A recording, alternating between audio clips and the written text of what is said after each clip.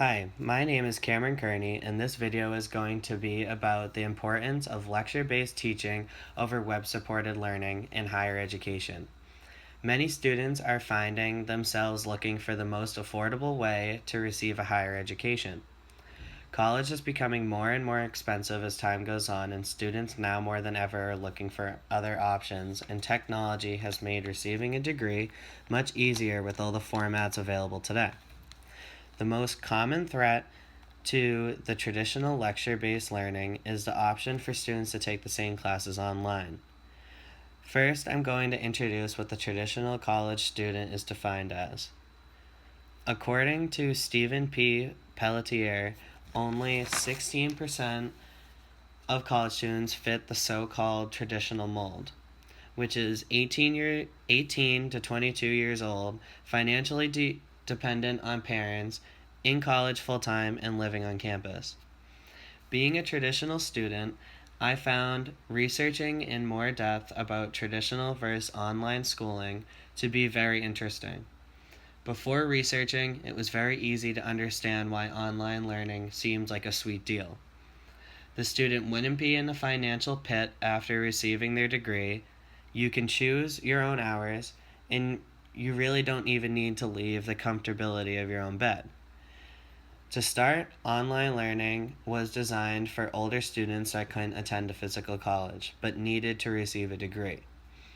The National Center for Education Statistics defines non-traditional students as meeting one of 7 characteristics: delayed enrollment into post-secondary education, attends college part-time, works full-time, is financially independent for financial aid purposes, has dependents other than a spouse, is a single parent, or does not have a high school diploma. Online schooling is perfect for these types of students. But for the traditional student, online schooling came up short when put side by side with traditional classroom style learning. The pros of being on campus comes with meeting lots of people who are attending college for the same reason you are. This is where students can network and begin making friends that will last forever. Being on campus also means that students can take advantage of faculty and staff. Almost every teacher has office hours or the chance for the student to come in and ask questions or seek guidance. Personally, being a more hands-on student, this one-on-one time with the teacher is very important and can make the difference between passing and failing an assignment. Also, the ability to live on your own is available. College brings the chance for students to finally live the way they want to and make decisions on their own. But the cons of living on campus is the price tag that comes along.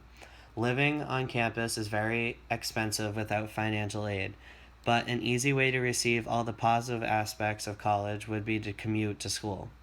But for online students, the ability to create a schedule that caters to you is very important.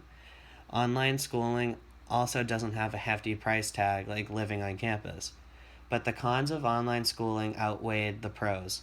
After researching, I found that the student with online degrees were not taken as seriously as those who graduated from a physical campus. This is because employers found on-campus experiences and in-classroom lessons more effective than if it were online. Some degrees aren't available online also. This is because some degrees require outside work like service learning and hands-on experience. There is also little to no social aspect to online schooling. Many students found themselves disconnected compared to their peers on campus. The social aspect may seem small, but the presenting in front of the classroom, working in groups, and meeting new people are all key things needed when moving into the working world. This is where I found my solution: the combination of both online and in-style classroom learning. These classes are called hybrid classes, and they allow for students to explore growing technology while staying in touch with more traditional forms of teaching. For those who don't know how a hybrid class is set up, you start with being in the classroom for a week, then the next week the class is online. Students in a hybrid classroom outperform their peers in traditional classes in all grades and classes, according to a study done by Diane Schaffhauser.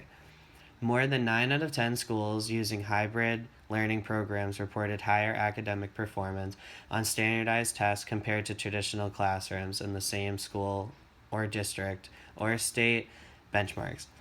On the Pennsylvania System School Assessment, or PSSA, test rates were 23% higher than the previous year, with gains in all subjects. There was a 20% raise in reading, 24% raise in math, and a 27% raise in science.